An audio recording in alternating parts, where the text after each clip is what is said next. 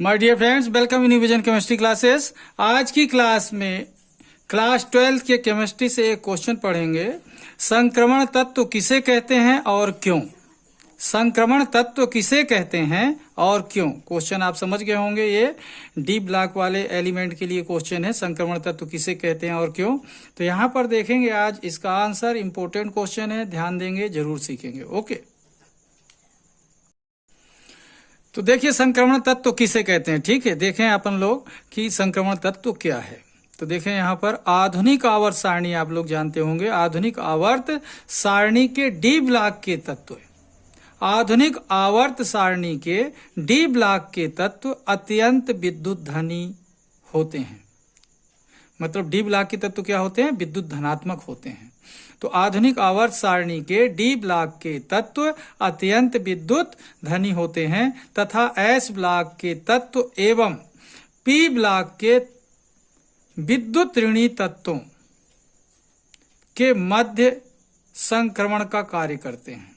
ध्यान से समझना, एस ब्लॉक के तत्व एवं पी ब्लॉक के विद्युत ऋणी तत्वों के मध्य संक्रमण का कार्य करते हैं।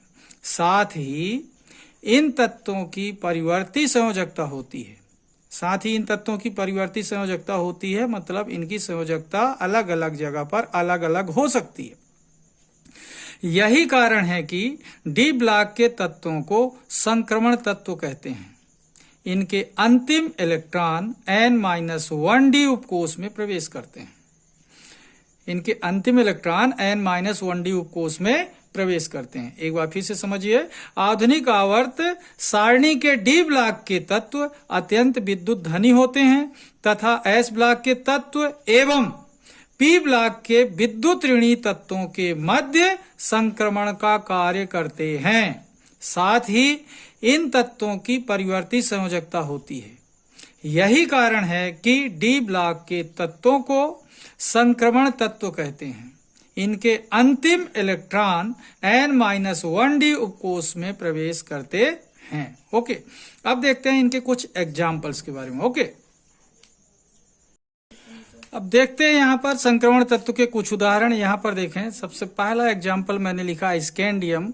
इसका संकेत Sc होता है और एटॉमिक नंबर 21 होता है। Scandium Sc21, iron Fe26, copper Cu29, zinc Zn30। तो इस तरीके से स्कैंडियम, आयरन, कॉपर, जिंक, ये सब के सब क्या हैं? संक्रमण तत्व हैं, ट्रांजिशन एलिमेंट्स हैं। ओके, अब देखते हैं संक्रमण तत्वों का सामान्य इलेक्ट्रॉनिक विन्यास क्या होता है। ठीक है,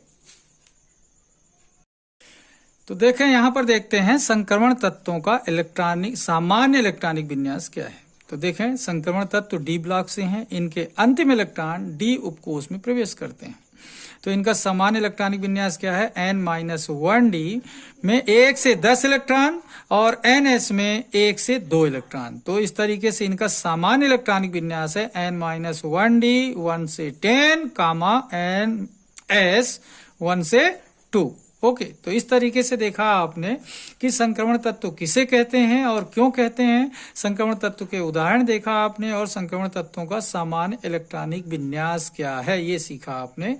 क्वेश्चन इंपॉर्टेंट है, जरूर सीखिए। कक्षा 12वीं के बच्चों के लिए एग्जाम के लिए अत्यंत महत्वपूर्ण है। ओके, तो आज की क्लास को मैं यहीं पर समाप्त करता हूँ। तब तक के लिए धन्यवाद। जय हिंद, जय भारत।